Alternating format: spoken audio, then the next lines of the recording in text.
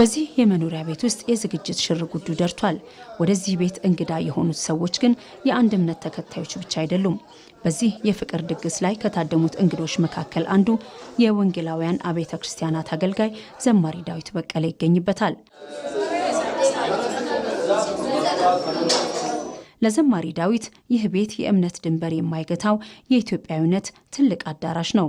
እርሱ እንደ ዘማሪነቱ ፈጣሪን የሚያመሰግንበት ዜማ ቢኖረውም ዛሬ ደግሞ ከእስልምና እምነት ተከታዮች ጋር በአንድ ማዕድ ቀርቦ አብሮነትን በተግባር እየኖረው ይገኛል። እንደዚህ አይነት ፕሮግራሞች እኛ አካባቢ ላይ የተለመዱ በብዙ ሰው የሚታወቁና የትኛውንም የእምነት ተከታይ የማይጎረብጡ ናቸው። ሁሉ አንድ ላይ ነው ተሰብስቦ የሚበላው የሚጠጣው።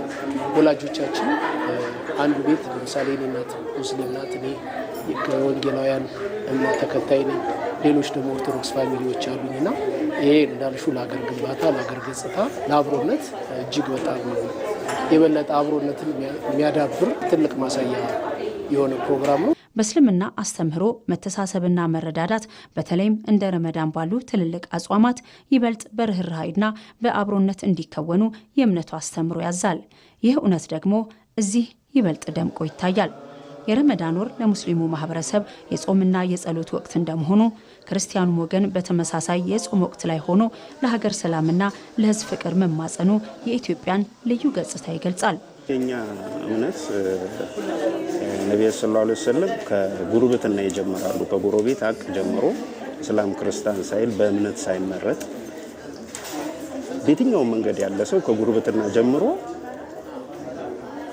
በላ ጠጣ ያንቺን ቤት ብቻ የሚመለከት ጉዳይ አይደለም። አለፍ ብሎ ጎረቤትን ይመለከታል፣ አለፍ ብሎ አካባቢን ይመለከታል እና ይሄ አስተምሮትን ነው እያስቀጠልን ያለነው።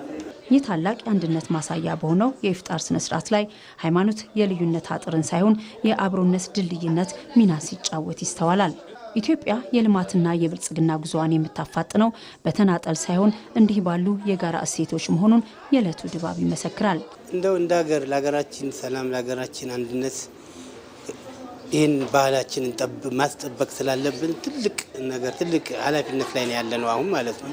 እንደምናየው ሁሉም ነፍሴን የሚልበት ሰዓት ስለሆነ እንደ ሀገር ለሀገራችን እችን የመሰለች ወርቅ የሆነች ሀገራችን ሁላችንም ኃላፊነት ይጠበቅብናልና የምንመካከረውም ይሄ ነው። በቃ እንዳይሸረሸር የአንድነታችን ወዳልሆነ መንገድ እንዳይሄድብን። አገር ማለት ይሄ ነው፣ የምታዩ ነው ማለት የካርታው ላይ የተሳለው ኢትዮጵያ የሚለው ስሜት ወይ ደግሞ የሆነ ሀገር ምናምን አይደለም።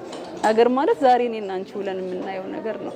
ዛሬ እኔና አንቺ የምናሳልፈው ነገር ትርጉም ያለው ነገር ሲሆን ነው ሀገር መገንባት የምንችለውና ያንን አንድነት ለማጠናከር ሁሉም በየቤቱ ያለውን ነገር በአግባቡ በጣም በዲሲፕሊን ተጠንቅቆ መስራት እንዳለበት ይሰማኛል።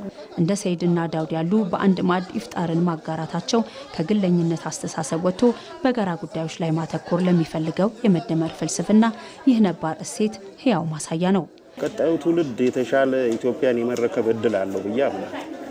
አሁን የተጀመረው ነገር በሀገራችን ላይ የሚታየው ነገር ለወጣቱ ተስፋ ሰጪ ነው። ለአብሮነት ተስፋ ሰጪ ነው። በእምነት ተቻችሎ ለመኖር ተስፋ ሰጪ ነው። በመከባበር ላይ የሚገነባ ትውልድ እየመጣ ነው ብዬ አምናለሁ። ስለዚህ ይህን ትውልድ እኛ ከቤት ጀምረን ከጉርብትና ጀምረን አንጸን ማሳደግ አለብን። የተበላሸው የት ጋር ነው ብለን ቆም ብለን በማሰብ አሁን የታረመ ትውልድ፣ አገሩን የሚወድ ትውልድ፣ በእምነት በብሔር የማይጋጭ ትውልድ መፍጠር አለብን ብዬ አስባለሁ።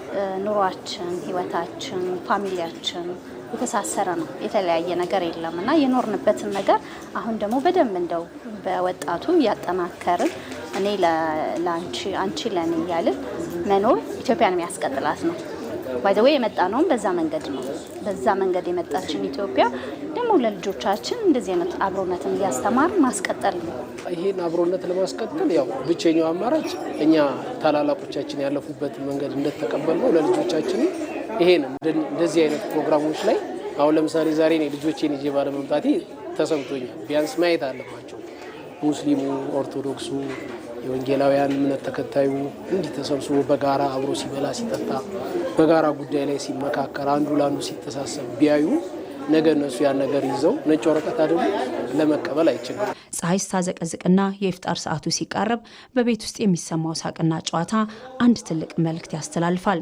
ኢትዮጵያዊነትን፣ አብሮነትንና አንድነትን የማስረጽ ኃላፊነት የመንግስት ብቻ ሳይሆን የእያንዳንዳችን የቤት ስራ ነው የሚል ይህ የኢፍጣር ምሽት ለፖለቲካ ትንታኔ ሳይሆን ለልብ ቅርበት፣ ለልዩነት ሳይሆን ለአንድነት ምስክር ሆኖ ነው።